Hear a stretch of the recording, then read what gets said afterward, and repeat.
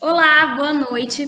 O nosso grupo é o tema 2 e a gente vai apresentar mulheres e suas representações. Eu vou iniciar a discussão com um texto da Nathalie Zebon Davis, é uma historiadora canadense-estadunidense. Ela inicia a sua discussão falando que a Europa moderna, as mulheres sofrem um processo de desvalorização, incentivado principalmente pela Igreja Católica, que disseminou crenças e superstições, ligando as mulheres a todo tipo de desvios, acusados de terem provocado a queda como pecado original. Quando Eva oferece a maçã para Adão, a Igreja Católica vê que sempre a mulher vai estar oferecendo o pecado para o homem. Mas a autora também considera que o homem pode sim ter alguns erros e defeitos, mas isso vem da criação que ele recebe da mãe. Já a mulher, ela tem desse defeito na fisiologia dela, já que ela possui os humores frios e úmidos, que era a medicina naquela época, que tem como características a mulher estável, enganosa e falsa. Ao lado tem a imagem dos temperamentos humoráticos, que a gente viu um pouquinho no ano passado. Uma mulher é uma filha, uma irmã, uma esposa e uma mãe, um mero apêndice da raça humana. Essa frase é de Richard Sten, descreve perfeitamente o papel que uma mulher desempenhava na Idade Moderna. Isso independe da sua classe social. A mulher não pode viver sem o homem. Também nesse período, as mulheres passam a ter uma aparência e uma ênfase na beleza e nos cosméticos e também no seu vestuário, para se diferenciar cada vez mais dos homens. A higiene, tanto da mulher quanto do homem, é muito modificada. Eles passam a tomar menos banho, quase não tomam banho, porque eles iam o banho como um lugar de pecado, que a gente poderia ter mais contato com o nosso corpo, e também o corpo fechado, o corpo sem essa água, ele estava livre de poder ser contaminado.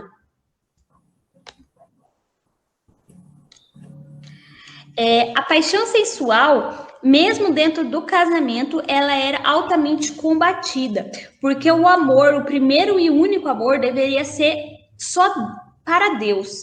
E isso também fez que as prostitutas foram fortemente combatidas nesse período. Trabalho da mulher, a gente só podemos considerar que a mulher que trabalhava era essencialmente as mulheres pobres, pois elas tinham que pagar muitas vezes o seu dote, que caso a família ainda não tinha dinheiro para pagar, elas que tinham que pagar, e também para ajudar a família nessa renda. Tem uma lei que se chama Lei Sálica da França, que muitos de vocês já ouviram falar provavelmente, que era a lei que não permitia que a mulher assumisse o trono. Mesmo que ela fosse a primogênita, a filha primogênita, ela não poderia assumir o trono. Ia passando até chegar nenhum homem. A autora fala muito da inversão sexual nesse texto. O que seria a inversão sexual? É a troca de papéis sexuais de uma forma que era culturalmente muito espalhada na literatura, na arte e nas festas, que seria a troca mesmo do homem e da mulher. A mulher se vestia de homem e o homem se vestia de mulher. Mas não era com caráter de homossexualidade ou identidade de gênero perturbada. Era por causa de alguns costumes, como, por exemplo, o primeiro. O disfarce sexual pode espantar o perigo do demônio, fadas maldosas e outros poderes que ameaçam a castração e o desflorestamento. E também a troca de sexo podem ser parte dos ritos de passagem na adolescência. Um terceiro seria a troca de sexo, que seria chamado de reversão sexual. Alguns lugares da África, segundo Victor Turner, as mulheres se vestiam de homens para garantir uma boa colheita e que nenhuma catástrofe natural viesse naquele período. E muito também era a organização cosmológica e social, que, por exemplo, em Javá, por exemplo, o ator travestido reforça, por sua irregularidade, a importância das categorias alto e baixo, masculino e feminino. Isso também garantiu uma válvula de escape. A mulher, quando ela se travestia de homem, ela poderia fazer o que ela quisesse, ela poderia ter esse poder, e isso traria sempre um conforto maior dela poder fazer aquele num dia e depois conseguir ser mandada pelo homem.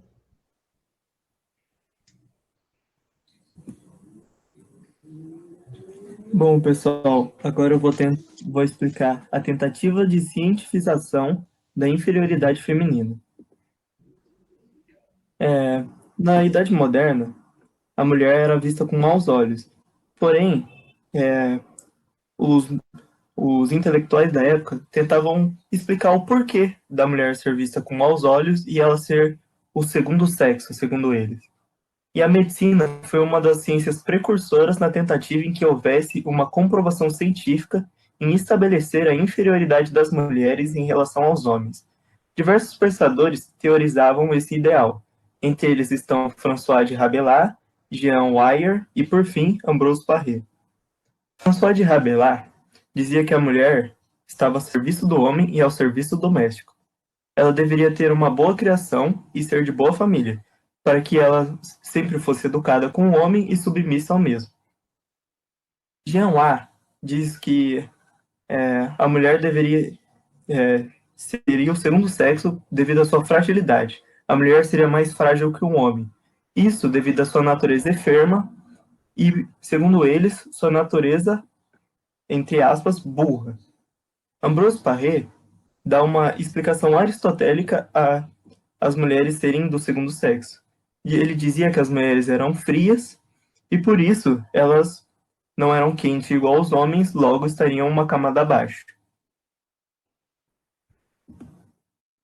Além disso, as mulheres também recebiam uma discriminação nas leis e nas teorias. Os juristas e os teólogos se apoiavam nas citações aristotélicas, nas leis antigas e nas obras teológicas, para afirmar assim a inferioridade das mulheres. O principal autor jurista era André Tiraquiel. Ele afirma que as mulheres são menos providas de razões que os homens, e por isso não se poderia confiar nelas. Jean Baudin apoia-se em Platão, Hebreus, Plínio e Quintiliano, logo nas leis antigas, e diz que a mulher tinha 7 defeitos, que a levavam a mulher à feitiçaria e logo à condenação. A sua natureza era mais impressionável que a do homem. Ela era incrédula e se desesperava com facilidade. Além disso, ela era mais curiosa e sempre tinha um desejo de vingança. E a maldade da mulher estava bem maior que a do homem. Além disso, ela falava bastante, e a tagarelice era um desses problemas. Agora vamos passar para as leis francesas. De acordo com os juristas franceses, sendo a mulher a mais má que o homem, ela fica configurada como no segundo sexo. Sendo assim, na França, as mulheres não poderiam e nem deveriam ocupar cargos públicos, e não poderiam receber a coroa, como a Maria Isabel já disse. Além disso, as mulheres nunca poderiam ter cargos jurídicos e seu testemunho no tribunal era visto como incerto, devido ao fato dela ter uma natureza diferente do homem e ela tender à mentira, segundo os juristas. Diferente da França, na Inglaterra, os ingleses aceitavam as mulheres como regentes, ou favoritas reais, que por sua vez exerceram poder pleno em seu cargo. Desses exemplos é a rainha Elizabeth I. As mulheres de comerciantes também tiveram uma participação realmente ativa nos negócios durante a Idade Moderna. Muitas das feiras as mulheres dirigiam, às vezes ela ficava cuidando do comércio e aí por diante.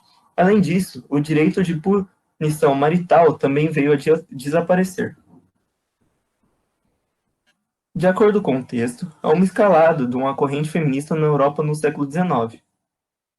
O Burkhardt pensava que haveria uma igualdade entre as mulheres e os homens na Renascença. Porém, isso na verdade foi uma ilusão, devido a alguns dos casos italianos que foram retirados de seu contexto.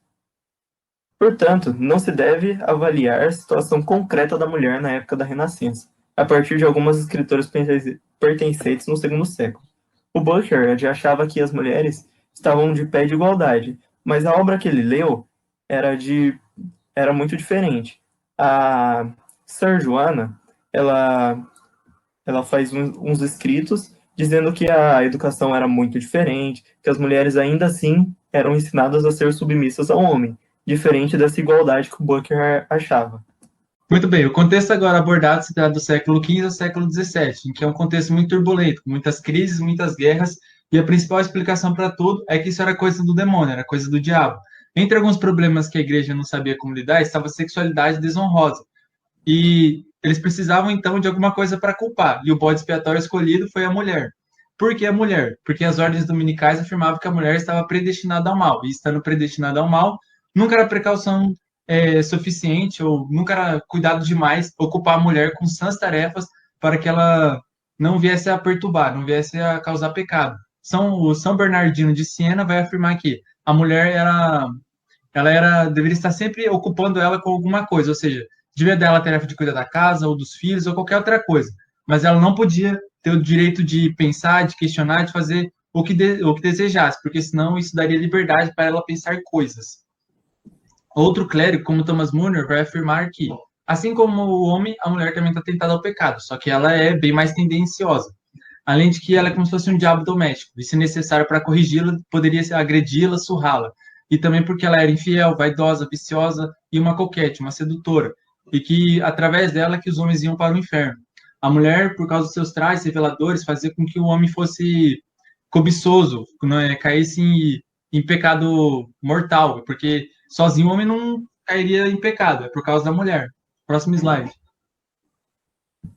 Maillard, outros autores, outros clérigos como Maillard, vão criticar o sexo feminino por causa da sua conduta, quanto à sua vestimenta, sua nudez nos braços, nos colos, seus cabelos demasiadamente enfeitados, frisados, e por serem consideradas inimigas da castidade.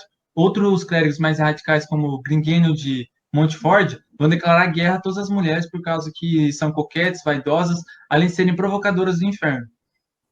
Isso mostra o quanto os clérigos tinham medo do sexo oposto, o quanto eles estavam com medo de cair nos encantos do sexo feminino e acabavam dizendo que a mulher era perigosa, diabólica por provocar esse sentimento neles. E esse diagnóstico fazia com que o homem fosse sempre inocente em todos os casos e a mulher fosse sempre a culpada por provocar o pecado. E esse discurso acabou por ficar preso, penetrar na mente das pessoas e se perpetuar por vários séculos, fazendo com que o medo e a opressão da mulher cada vez mais aumentasse, ainda mais com o surgimento da imprensa, que faz com que isso aumente ainda mais. Próximo slide. Um dos autores mais severos, de acordo com Delmo, é Álvaro Pelayo, em sua obra De Plancto Ecclesiam.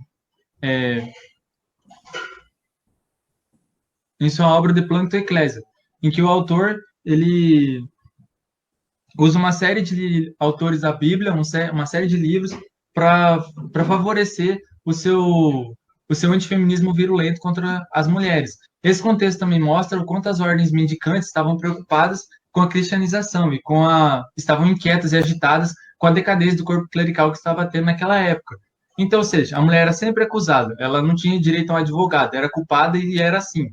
As escrituras, eles estavam das escrituras para reforçar esse discurso ainda mais, dizendo que suas palavras eram malífluas, ela era enganadora, era dela que vinha toda a malícia e perversidade, além de ser muito faladora, principalmente da igreja, e muitas vezes ser tomadas por delírios e acabar matando seus filhos, ou seja, eram mulheres incorrigíveis.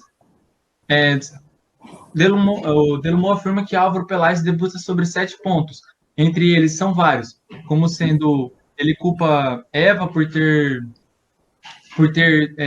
tirado a humanidade do paraíso e ser a mãe do pecado, afirma que elas eram enganadoras e mentirosas, cheias de luxúria, eram contra a procriação natural, fazendo com que muitas mulheres praticassem a fornicação, entre outras coisas.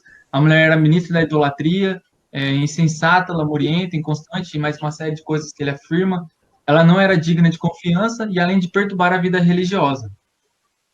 Próximo slide. Com base nessas acusações, podemos perceber que havia um forte medo da mulher naquela época, além de que, através desses discursos, há uma afirmação do autoritarismo das sociedades patriarcais e um forte orgulho do clero ser composto apenas por homens. Próximo slide. Essa daqui é a obra do Álvaro Pelayo, em que ele faz a sua crítica às mulheres.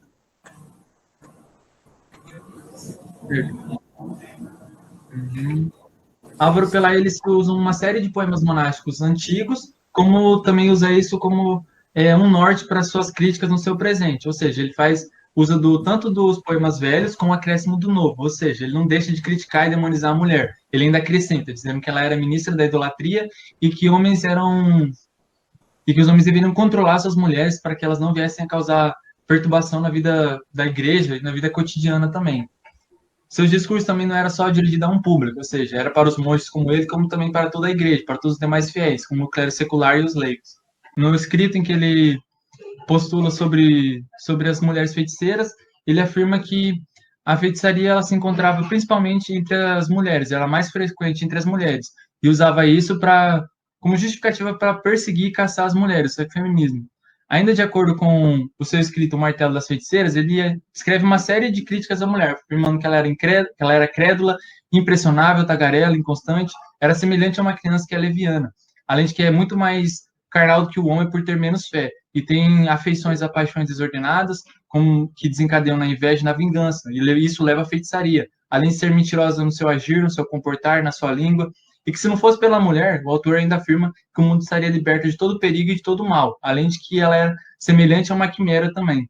Ou seja, com isso podemos perceber que havia uma diabolização muito forte da mulher dentro desse contexto, e juntamente da crítica à sexualidade desonrosa. Eles não sabiam como lidar com aquilo e criticavam fortemente a mulher, o que levava os clérigos a refletirem sobre esses perigos do feminino para ordenar a igreja, mas acabavam fazendo isso de uma forma muito descaracterizada, nada condizente com a realidade. Bom, eu vou falar para vocês um pouco da relação entre as mulheres e a bruxaria no período moderno. Primeiro eu apresento para vocês o livro que eu usei de base, que foi o História da Bruxaria, escrito pelo Jeffrey Russell, que é um historiador medievalista e cientista da religião estadunidense, e o Brooks Alexander, que é um escritor e já escreveu vários artigos sobre bruxaria e neopaganismo. A ideia popular de que a caça às bruxas foi um fenômeno medieval é fruto de um falso preconceito, né, que é vinculado muito à época de cristianismo e tudo mais, né, aquele período da Idade das Trevas. Mas muito pelo contrário, a caça às bruxas foi um produto da Renascença e da Reforma. Aí eu trago para vocês essa pintura, que é conhecida como Sabá das Bruxas, feito pelo Francisco de Goya. A tela mostra um ritual de aquelarre, presidido pelo grande bode aqui no centro, né, que toma a forma que é uma forma do demônio, e em volta as bruxas, né, que o alimentam com as crianças. Durante a apresentação dos slides eu vou trazer várias imagens que mostram como eles viam as bruxas naquela época.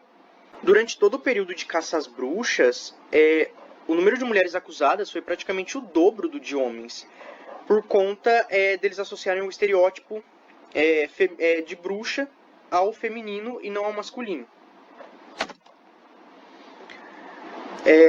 O século XVI mostrou uma tendência excepcionalmente misógina, pois produziram um número incomum de mulheres que viviam sozinhas, né? Muitas vezes elas se casavam tarde ou nem se casavam, né? Então tais pessoas que viviam isoladas e empobrecidas, elas eram alvo muito fáceis de acusações de bruxaria. Nessa primeira imagem que eu trouxe para vocês, não sei se está dando para ver direito, é uma xilogravura do final do século XV que mostra 3 bruxas andando, mudando de forma a caminho de um sabá, né?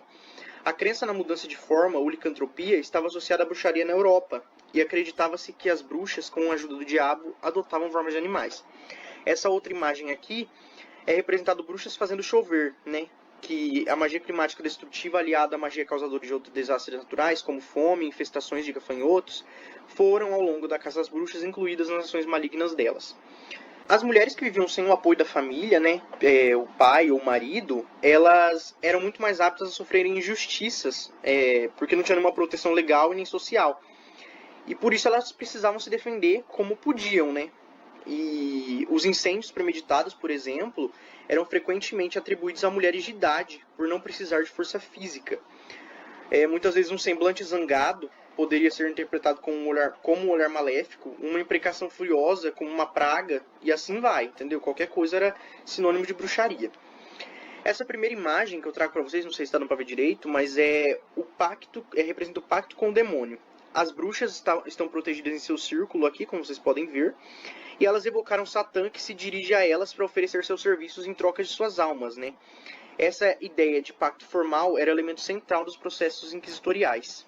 E nessa outra, da direita, mostra o ritual de infanticídio, que era frequentemente acompanhado de canibalismo. Essa também era uma acusação muito frequente de bruxaria.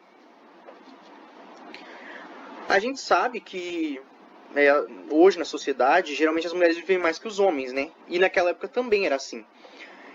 Sob o domínio de tensão e medo das pestes e epidemias, era muito comum suspeitar que as mulheres recorressem à magia para viver mais e até mesmo para matar os homens.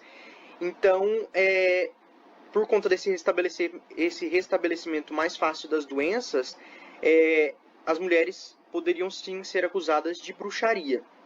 Aí nessa imagem eu trouxe para vocês o beijo obsceno, que era uma saudação ritual no traseiro do diabo e também fazia parte de uma acusação típica dos julgamentos de bruxaria. A ligação entre bruxaria e heresia fomentou a ênfase sobre as mulheres, né? Uma vez que, ao verem-se impedidas de ascender a posições na sociedade, elas voltavam-se para a heresia. E a misoginia também que se manifestou durante a caça às bruxas estava bem amparada numa longa e antiga tradição, que a principal era o cristianismo, né? No qual era afirmada igualdade espiritual entre homens e mulheres, mas os padres influentes dissimularam essa doutrina. E as mulheres passaram a representar a tentação dos homens. Nessa imagem que eu trouxe para vocês, é representado o banho da bruxa, é apresentado o banho da bruxa. Uma das provas mais comuns de bruxaria era lançar suspeitas em águas profundas. Se a água, que é uma criação divina, a rejeitasse e ela flutuasse, a mulher era culpada. Agora, se ela afundasse, era inocente. Mas afinal, de que eram acusadas as bruxas? Em primeiro lugar, elas ofendem a razão e a medicina moderna, né, por conta de suas práticas mágicas. Elas curavam as pessoas com ervas e elixires feitos com fórmulas esotéricas. Elas também manifestavam atividade sexual desenfreada e subversiva, né, subversão de idades, uma vez que as feiticeiras velhas praticavam sexo após a menopausa, e a subversão em gestos, sendo que elas faziam sexo por trás ou cavalgavam os homens, e a única posição que a igreja aceitava era a mulher deitada e o homem sobre ela, né? Elas também possuem contato com o diabo e desafia todos os poderes, o dos sacerdotes, dos soberanos, dos homens e da razão. Então, nessa imagem eu trago para vocês uma mulher abraçada com o diabo, que geralmente era representado com o sexo masculino, de modo que a pessoa que se submetia a ele era do sexo feminino, ou seja, a bruxa, né? Portanto, a bruxa europeia era entendida não apenas como uma feiticeira, mas como a encarnação da megera, né? Como uma pessoa totalmente perversa e depravada sob o domínio e comando de Satã. A solução que eles achavam era uma só: extirpar o mal, destruí-las e queimá-las. A condenação à fogueira era necessária por conta do fogo para que o fogo purificador agisse sobre elas, né? Mas também havia o enforcamento, por exemplo, como outro tipo de morte. Eu trago para vocês agora para discussão o René Descartes, né, que pôs a substituição do pensamento aristotélico pelo pensamento cartesiano durante o século XVII ajudou a pôr fim às crenças em bruxas, né, pelo menos entre as pessoas estudadas. Então, agora eu passo a palavra para a Bruna. A Declaração dos Direitos da Mulher e da Cidadã ela foi escrita em 1791 pela Olympe de Gouges. Ela nasceu em 1748 e faleceu em 1793 pelo fato de ser guilhotinada por ir contra os revolucionários. Ela era uma entusiástica apoiadora da Revolução Francesa e essa declaração ela foi escrita 2 anos após ela, né? A declaração ela foi escrita com o intuito de fazer uma crítica à Declaração dos Direitos do Homem e do Cidadão, que foi escrita em agosto de 1789, e também por fazer um apelo às mulheres para que elas se posicionassem responsavelmente frente ao que lhes acontecia, né? Diante de tudo que foi dito aqui, diante de tudo que nós sabemos como a mulher era vista. Essa declaração ela foi encaminhada para a Assembleia Nacional da França para que fosse aprovado e possuía uma dedicatória à Rainha Maria Antonieta, esposa do Luís XVI. Pode passar. Aqui eu trouxe 2 exemplos de 2 artigos dessa declaração que ela escreveu, porque ela tinha como intuito, né, como eu já havia dito, falar que a mulher era igual aos homens e possuía os mesmos direitos, né, que a aplicação da lei fosse a mesma para ambos. Então, aqui nós vamos ter o artigo 1º. A mulher nasce livre e permanece igual ao homem em direitos. As distinções sociais só podem ser fundamentadas no interesse comum. Artigo 13. Para a manutenção da força pública e para os gastos administrativos, as contribuições da mulher e do homem devem ser iguais. Ela participa de todos os trabalhos ingratos, de todas as tarefas pesadas. Ela deve, por conseguinte, ter a mesma participação da distribuição dos postos, dos empregos, dos cargos, das dignidades e da indústria. Pode passar. É relevante também a gente ressaltar o nascimento de uma história das mulheres. Já que estamos falando das mulheres, aqui, como exemplo, nós vamos ter aí a obra Minha História das Mulheres, escrita pela Michelle Perrault. Ela vai dizer que na Grã-Bretanha e nos Estados Unidos, a história das mulheres começou a surgir em 1960 e na França uma década depois. Nós vamos ter a emergência do objeto mulher nas ciências humanas em geral e especialmente na história. Essa busca por uma história das mulheres se deve a 3 fatores. O primeiro é o fator científico, porque em 1970 nós vamos ter um maior leque de assuntos para serem analisados, para serem estudados. No caso, nós vamos ter, por exemplo, a nova história, que vai voltar o seu olhar para as pessoas, para os grupos que antes eram menosprezados, né? Então, houve uma maior necessidade de uma história das mulheres, porque nós vamos ter uma mudança intelectual e, por consequência, uma mudança na forma de escrever a história. O outro fator também é o fator sociológico, que nós vamos ter uma maior presença feminina na universidade. A Perrault ela vai dizer que em 1970 nós vamos ter bastante mulheres adentrando a universidade, e a partir da Segunda Guerra Mundial nós vamos ter uma maior presença feminina na categoria docente da universidade. O terceiro e último fator é o fator político, que nós vamos ter em 1970 o movimento de liberação das mulheres. A princípio, ela não visava de início a universidade, suas motivações não incluíam a história. Esse movimento era composto por mulheres intelectuais e leitores de Simone de Beauvoir, acredito que seja assim. E tinha 2 consequências no saber. A primeira era o trabalho da memória, que buscava os seus ancestrais para como forma de legitimidade e para mostrar os vestígios para tornar eles visíveis. A segunda consequência é uma crítica aos saberes constituídos universais, que eram aqueles, como foi dito aqui, os saberes masculinos, né, que eram tidos como universais, era aquilo e pronto. Então, a partir disso, tem um desejo de uma outra história, um desejo de um novo relato voltado agora para as mulheres, né? E aí, por fim, nós vamos ter o quê? A história das mulheres ela é importante de ser compreendida porque as mulheres elas tiveram um papel muito importante para a história e para compreender o que é a história hoje, porque elas tiveram personagens que contribuíram para a história ser o que ela é hoje. Tanto que, dia 8 de março, é comemorado o Dia Internacional da Mulher, e esse fato é muito relevante, porque mesmo sendo desprezado, nós somos importantes e precisamos aí cada vez mais ser representada de uma forma visível, né? Então é isso. Qualquer dúvida que vocês tiverem, a gente está à disposição. E essas foram as nossas referências utilizadas.